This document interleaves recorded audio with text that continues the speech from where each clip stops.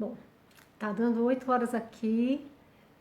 Vou convidando a todos para fecharmos nossos olhos, fazermos a nossa oração. Senhor Deus, Pai de infinita grandeza, te agradecemos a oportunidade bendita de estarmos aqui reunidos nesta noite.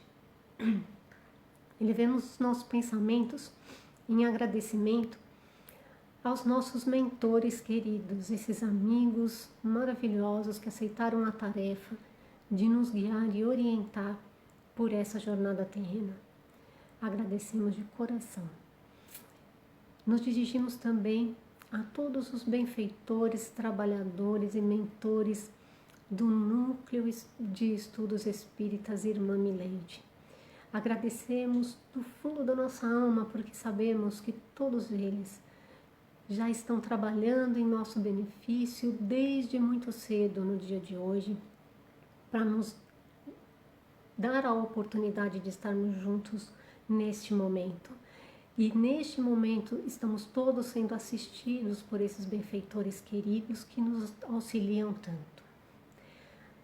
Elevamos nosso pensamento também à nossa mãezinha querida, Maria de Nazaré, ela que, assim como Jesus, também se entregou à humanidade e adotou cada um de nós como seus filhos amados. Te agradecemos, Mãe querida, por todo o carinho, por toda a dedicação, por todo o cuidado que tem para conosco. E te pedimos, nos envolva a todos no seu manto sagrado de luz e de amor, nos fortalecendo e nos sustentando na caminhada. E assim, nos dirigimos ao nosso mestre querido, nosso irmão amado, nosso modelo e guia, e agradecemos profundamente por tudo que tens feito em nosso benefício, para nos mostrar o caminho que nos leva ao Pai, para nos trazer lições preciosas para o nosso crescimento, nossa evolução. Muito obrigada, Mestre, esteja conosco nesta noite, nos abençoando. E ao nosso Pai Maior, pedimos permissão para iniciar o trabalho desta noite. Pai nosso que estás nos céus, santificado seja o vosso nome. Venha a nós o vosso reino e seja feita a tua vontade, assim na terra como no céu. O pão nosso de cada dia nos dai hoje. Perdoa as nossas ofensas, assim como devemos perdoar a quem nos tem ofendido. E não nos deixes cair em tentação, Senhor, mas livra-nos de todo o mal. Que assim seja, graças a Deus. Muito boa noite a todos, boa noite, Elaine. Para quem não me conhece, meu nome é Eliana. Eu sou da Fraternidade Espírita Estrela da Manhã.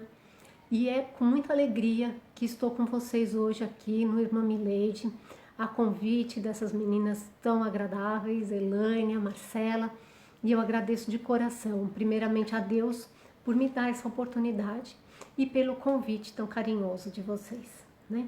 Então hoje nós vamos falar um pouquinho sobre a parábola dos talentos, né? Vamos recordar essa parábola. Nela Jesus diz que Deus é como um senhor muito rico, que precisa fazer uma viagem muito distante. E quando ele vai fazer essa viagem, ele confia os seus bens aos seus servos. Então ele chama os seus servos e dá a um 5 talentos, a outro 2 talentos e a um terceiro 1 talento, de acordo com a capacidade de cada um. E pede que eles cuidem desses talentos. Quando ele retornar da viagem, ele vai prestar contas desses bens. Pois bem, passado muito tempo, quando esse senhor volta da sua longa viagem, então ele chama os servos para fazer a prestação de contas. Então aquele que recebeu 5 talentos, ele mostra para o senhor, olha, aqui estavam os 5 talentos que o senhor me deu e eu investi e consegui mais 5 talentos. Então ele devolve 10 talentos para o Senhor. O que tinha ficado com 2 talentos, da mesma maneira, ele investiu, ele fez multiplicar esses talentos e devolve 4 talentos ao seu Senhor, o dobro. Mas aquele que recebeu só 1 talento, ele ficou com medo ele ficou receoso da reação do seu senhor, se acontecesse alguma coisa, e ele enterrou o seu talento. Ele deixou o seu talento guardado na terra até que o Senhor voltasse para ele devolver. E é exatamente essa justificativa que ele dá. Por medo, por temer a reação do Senhor, ele guardou e ele devolve então um talento. Então, o Senhor não gosta, na verdade, da atitude que ele tomou e toma esse talento dele, dando àquele que tinha 10 talentos. Então, quando Jesus nos traz essa parábola, nós sabemos que ele usava muitas parábolas para nos trazer os seus ensinamentos, porque naquela época era uma maneira ilustrada, vamos dizer assim, de colocar as questões do dia, usar as questões do dia a dia para que as pessoas entendessem as leis de Deus, as lições que ele queria passar. Então vamos entender primeiro o que é o talento. O talento era uma moeda de prata e ela correspondia a 6.000 denários, que era a moeda romana. Isso pode parecer pouco, um talento, mas na verdade não era pouco. Para se ter uma ideia, um talento, que correspondia a 6.000 denários, era possível que se comprasse 6.000 ovelhas ou então 1.200 bois. Então vejam que um talento, apesar de parecer pouco, porque um talento, ele valia muito. E era possível comprar muita coisa com esse um talento. Então, mesmo aquele terceiro servo que ficou com um talento, ele ficou com muita coisa, com muito patrimônio do seu senhor. Não foi pouco. Então, vamos compreender qual é a relação que nós fazemos dessa parábola com a nossa vida real. Quem é o Senhor das terras? O Senhor que fez a viagem, quem é Ele? É Deus, nosso Pai. Quem são os servos? A quem Ele confia os talentos. É toda a humanidade terrena. Todos nós somos esses servos a quem Deus concede os talentos. E o que seriam os talentos no nosso dia a dia, na nossa vida? É dinheiro? Como na parábola, também são bens materiais, mas são todos os recursos morais, intelectuais e materiais que Deus nos concede para que a gente trilhe esse estágio terreno que nos foi permitido. Tudo o que nos é concedido é para que a gente aprenda a olhar esses talentos com sabedoria e fazê-los multiplicar, porque é isso que Deus espera de nós.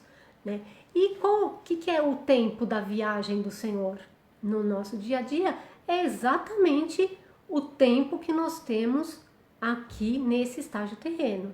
É essa vida que nós estamos vivendo. Esse é o tempo da viagem. Então, nesse tempo, nós precisamos fazer multiplicar todos os talentos que Deus nos concede. E aí, quando a gente olha essa distribuição dos talentos, um recebe 5, outro recebe 2, outro recebe 1, isso parece uma distribuição injusta. Nós falamos e repetimos que Deus é todo bondade e misericórdia. Ele vê seus filhos todos iguais, na mesma condição, e quer o bem de todos nós, indistintamente. Então, como é que ele faz uma distribuição de talentos de maneira diferente? Ele está fazendo diferença dos seus filhos? Não, ele não está. Embora pareça uma distribuição injusta, ela é absolutamente justa e necessária que seja assim. Por quê? Porque ele leva em conta a capacidade de cada um, o merecimento de cada um e a necessidade de cada um. né? Quando nós temos o planejamento da nossa reencarnação, Deus, na sua infinita bondade, Ele nos prepara um trajeto terreno onde nós teremos todas as possibilidades de aprender as lições que nós precisamos, de reparar as faltas que nós cometemos no passado, de consertar situações que nós provocamos e que precisam de um rumo certo, né? De desenvolver o amor, de desenvolver o perdão. Ou seja, nós estamos exatamente onde nós precisamos, com aquilo de que precisamos para vencer nessa jornada terrena, para aprender a lição que nos falta, para vencer os nossos próprios vícios, os nossos desafios, os nossos conflitos, né? Tudo é perfeitamente organizado. Então, não adianta a gente olhar para o vizinho e pensar, ah, mas ele deu sorte na vida, né? Porque ele tem muitas coisas, ele tem muitos bens materiais e aí fica fácil viver assim, né? Porque ele é rico, ele tem uma boa casa, ele tem um bom carro. Mas nós não podemos agir dessa maneira, né? Nos comparar dessa maneira com o outro. Porque talvez, se nós tivéssemos a mesma coisa que o nosso vizinho tem, nós não faríamos bom uso desses talentos e acabaríamos nos complicando ainda mais na contabilidade da vida. Se nós ainda não temos aqueles talentos que o vizinho tem, é porque nós não estamos preparados para isso. Então, de acordo com a minha necessidade, com a minha capacidade, eu vou receber os talentos que eu preciso. Os talentos morais são todas as virtudes que nós já conquistamos no nosso espírito, que nós já fizemos começar a desenvolver no nosso espírito, né? São valores que nunca nos abandonarão, que estão impregnados já em nós, vão nos acompanhar por onde nós formos. Porém, nenhum de nós conseguiu ainda 100% de nenhuma virtude. Então, daí a necessidade da gente continuar trabalhando para continuar multiplicando os talentos morais que Deus nos permitiu. E aquele que enterra os seus talentos, que não faz uso nenhum dos talentos que Deus lhe oferece na sua jornada terrena, quem são eles? São aquelas pessoas que se deixam dominar pelo medo. O medo, ele faz parte da nossa existência, mas nós precisamos aprender a lidar com ele. É preciso termos confiança em nós mesmos e compreender que nós temos capacidade de vencer qualquer que seja a situação, por mais difícil que ela pareça.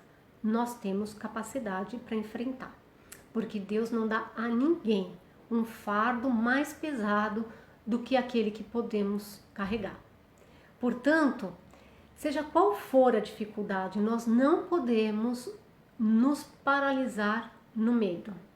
Nós devemos procurar conhecer a situação, procurar conhecer a nós mesmos e as condições que a gente tem de enfrentar e partir para a solução desse desafio e entender qual é a lição que mora nesse desafio, porque com certeza tem uma lição muito importante que nós precisamos aprender. E muita gente fica preso nesse medo, enterra seus talentos nesse medo e não caminha. E aí, diante dos desafios da vida, ao invés de aproveitar a lição de crescimento, de evolução, acaba ficando estacionado no caminho. Por exemplo, diante de uma doença difícil, dolorosa, de difícil cura, seja qual for, tem aí a lição da resignação, tem a lição da paciência, da aceitação, né, de que nós precisamos passar por esse momento de dificuldade. E quanta gente se entrega ao desespero, ao desânimo, né, à depressão, de tal maneira que não consegue vencer a doença e muito menos aprender a lição. Diante de um filho rebelde, nós sabemos muito bem que nós estamos reencarnados junto daqueles espíritos com os quais nós precisamos desenvolver o amor, o perdão, a aceitação, a tolerância e todas as virtudes que Jesus nos ensinou. Então, chega no nosso lar um filho rebelde, um filho de difícil convivência e relacionamento. Tem lições grandiosas nesse relacionamento para a gente crescer, para a gente se melhorar, para a gente auxiliar esse espírito que hoje está chegando como um filho, né? E quanta gente ignora essas lições e abandona esse filho, né? E aí o que acontece com esse filho? Ele se entrega à depressão, ele tem sérios conflitos psicológicos, ele pode se envolver com o alcoolismo, com as drogas, se perder no caminho por falta de atenção daqueles que se colocaram como responsável, né? Então, em vez de aproveitar isso, dando um carinho maior, um carinho especial, buscando desenvolver o amor verdadeiro, o perdão e auxiliar esse filho, esses pais acabam perdendo completamente a chance de multiplicar os seus talentos, porque isso é muito difícil, isso dá trabalho, né? E hoje em dia a gente vê muito disso, os pais largando de mão dos filhos difíceis porque não querem se dar ao trabalho, né? Então não é fácil. A nossa trajetória não é fácil, porém não é impossível, né? Tudo só depende do nosso querer, da nossa força de vontade, da nossa iniciativa, né? Nós precisamos ir em busca das soluções, porque se nós não buscarmos, não acharemos. Isso Jesus também nos disse, né? Então, e diante do inimigo, aquele que nós dizemos inimigos, né? O que Jesus nos recomendou diante dele? Amai os vossos inimigos, né?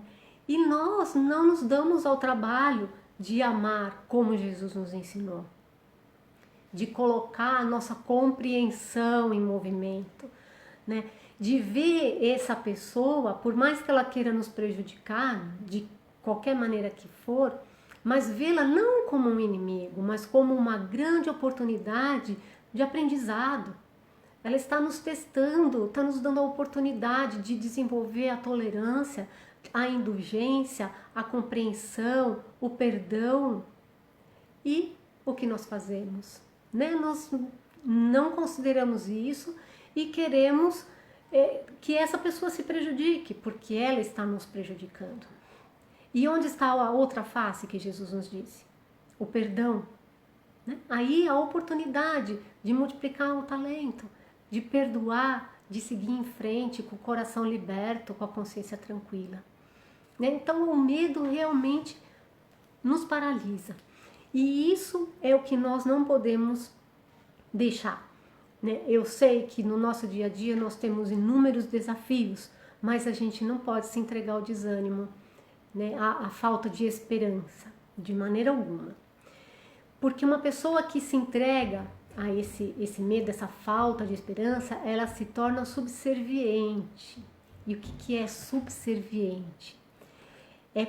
De acordo com o dicionário, é a submissão voluntária a alguém ou a alguma coisa.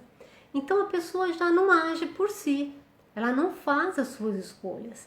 Ela vai levando a vida, vamos dizer, em banho-maria, né? Se alguém disser faça isso, a pessoa faz.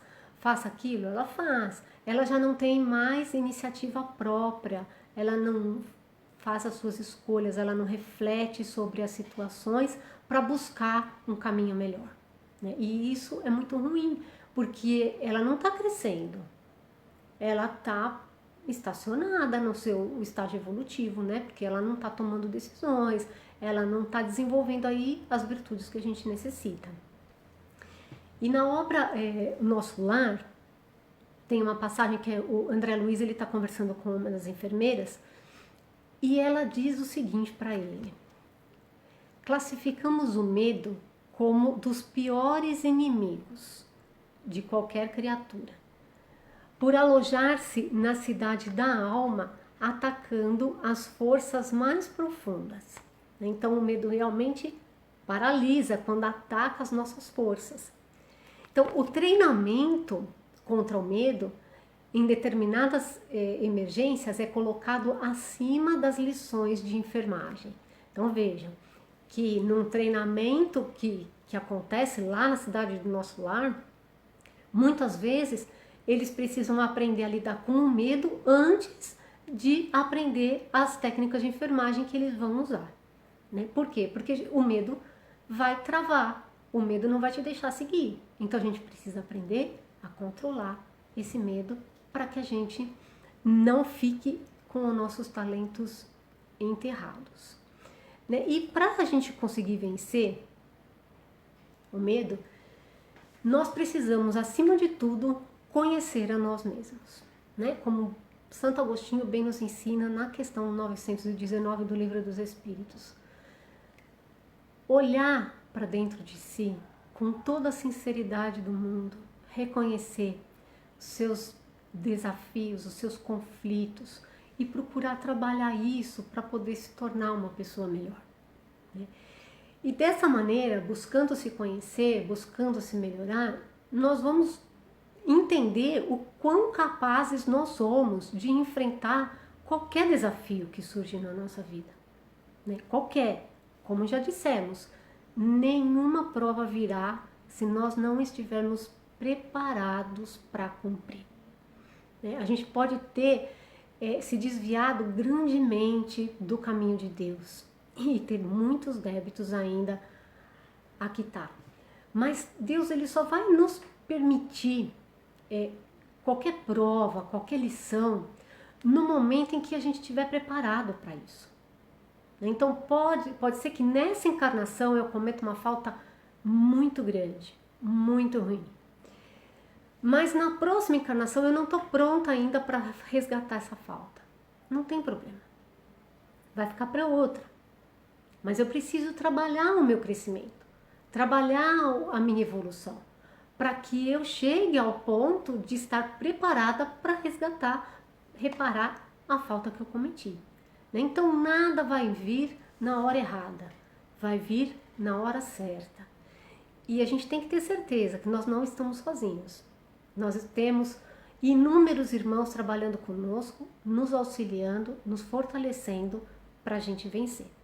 Então a gente não pode deixar a nossa sintonia cair, né? Precisamos vibrar positivo, estar em sintonia com o mais alto, com Deus, para que a gente possa enfrentar tudo com sabedoria. E aí a gente tem os talentos materiais, né? Nós temos sim as provas da riqueza e da pobreza. Mas a gente tem que entender que a prova da riqueza, ela não tem nada a ver com um obstáculo ao nosso crescimento, né? A prova da riqueza, ela pode ser um pouco mais difícil do que a prova da pobreza. Porque, na verdade, a riqueza, por conta da facilidade que o dinheiro traz, ela facilita que a gente se deixe levar pelo orgulho, pela vaidade e pelo egoísmo. Mas a gente tem que entender que o problema não é a riqueza, não é o dinheiro, não são os bens que nós temos, mas o uso que nós fazemos desses bens, né? A maneira como nós lidamos com isso. Jesus, ele deixava bem claro que nós não devemos nos apegar às questões materiais, nós não podemos ter apego, né? Nós precisamos aprender a dividir. Então, quem está numa situação financeira melhor, que tem posses, que tem a riqueza, ele tem que saber viver com isso e auxiliar aqueles que estão em necessidade, né? Porque esses bens não é só para ele.